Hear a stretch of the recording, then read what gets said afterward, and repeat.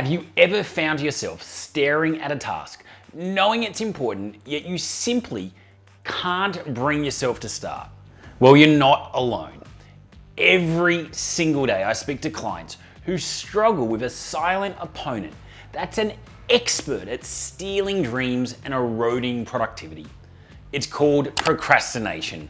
Welcome to Conquer Procrastination, a step-by-step guide where I'll walk you through some simple yet game-changing strategies that will help you crush procrastination and become a productivity machine.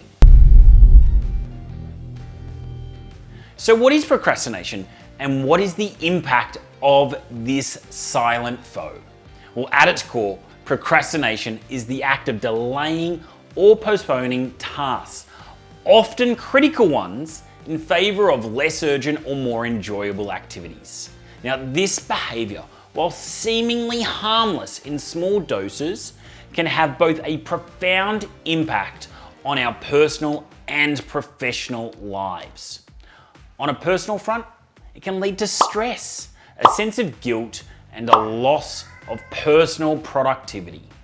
Professionally, it often results in missed deadlines, reduced work quality, and could potentially tarnish your reputation for reliability. I have fallen victim to procrastination on several occasions. Just last year, something I had been eagerly anticipating finally came my way. After years of waiting, I was offered a membership to a prestigious sporting club. It was an opportunity that I dreamed of, a chance to be part of a community I admired. But instead of seizing the moment, I hesitated. The cost of the membership weighed heavily on me.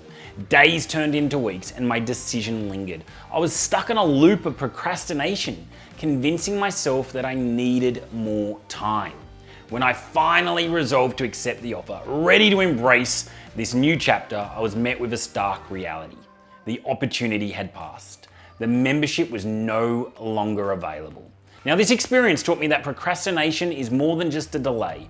It's a barrier to the experiences that could enrich our lives. It's a reminder that sometimes the decision not to decide is the heaviest of all. Now, there are several causes of procrastination that our step-by-step guide will help us conquer. These are: number one, not a strong enough why. If your vision isn't powerful enough, then the actions needed to realize it will be constantly avoided.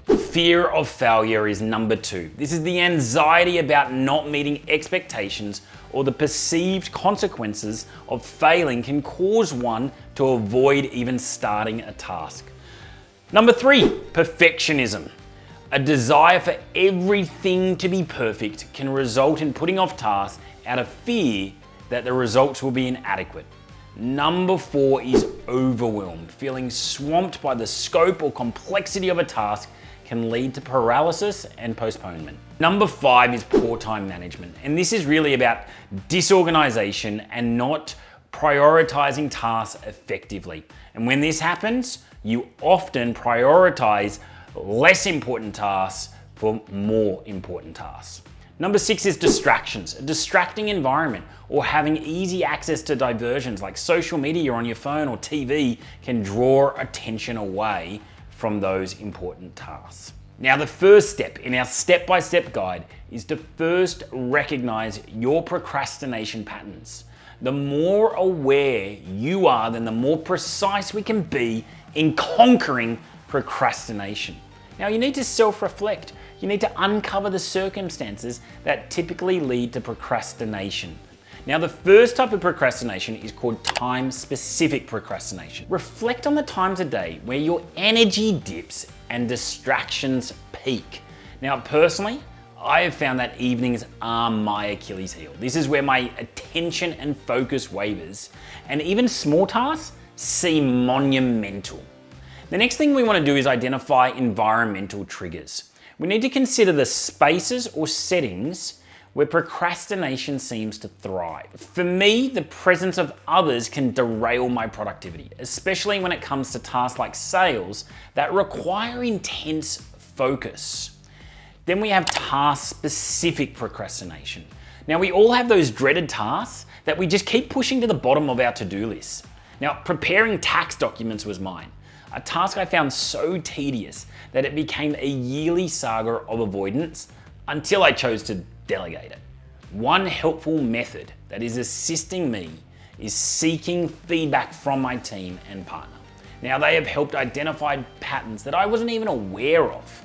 Having recognized the patterns that lead us to procrastinate, we move to the critical next step, which is crafting goals that ignite a fire within us. So why do we procrastinate? Often it's because the why behind our actions isn't compelling enough. Now imagine a scenario where the stakes are life or death. I assure you, procrastination would flee in the face of such urgency. Now, I'm not suggesting we need extreme threats to motivate ourselves, but we do need goals that stir a profound excitement within us, objectives that sit up and take notice. Take, for example, a client of mine who set his sights on purchasing a house for his mother, a woman who sacrificed everything for his future. Now, this just isn't a goal. It's a mission, a tribute. Since embracing this goal, his transformation has been remarkable. He's gone from being a procrastinator to a dynamo of action. Now, that right there is the power of a truly meaningful goal. It's the kind of goal that doesn't just nudge you out of bed. It's the one that has you leaping out, eager to start the day, and keeps you tirelessly moving towards your vision until the evening. So now I pose the question, what is your why?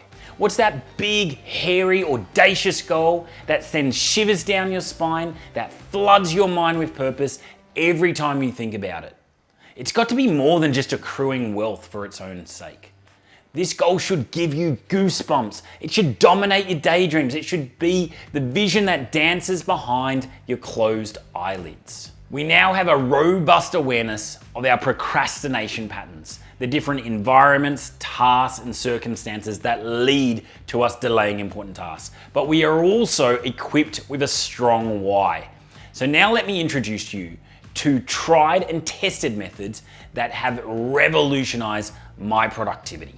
Now, these are two specific techniques I have found immensely helpful. Number one is the 2-minute rule. Now, I'm not talking about my bedroom prowess, but rather a simple reframe. You see, starting is often the hardest part when it comes to a task, and it can seem so much bigger in our mind. Now, the 2-minute rule is disarmingly simple.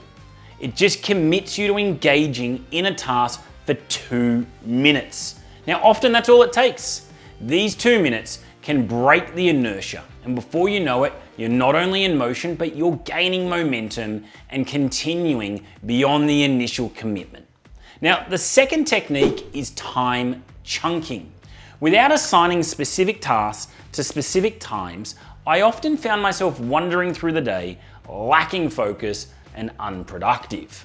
But time chunking is about dedicating a block of time to a single task and following it up with a well-deserved break. It's a method that promotes intense focus, maintains your energy levels, and it helps you keep that procrastination at a distance. Now, the fourth strategy we want to employ to conquer procrastination is to create a productive environment. Now, our environment can either invigorate our motivation or sap our energy. A well-organized, intentional area can significantly boost our mental clarity and work ethic. Conversely, a disordered space doesn't just reflect a disorganized mind, it actually cultivates it.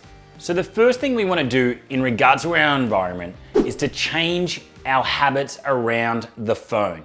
So we want to employ a do not disturb mode during work hours, and we want to physically distance the phone from your immediate workspace, because this will curb the subconscious reflexive habit of checking it.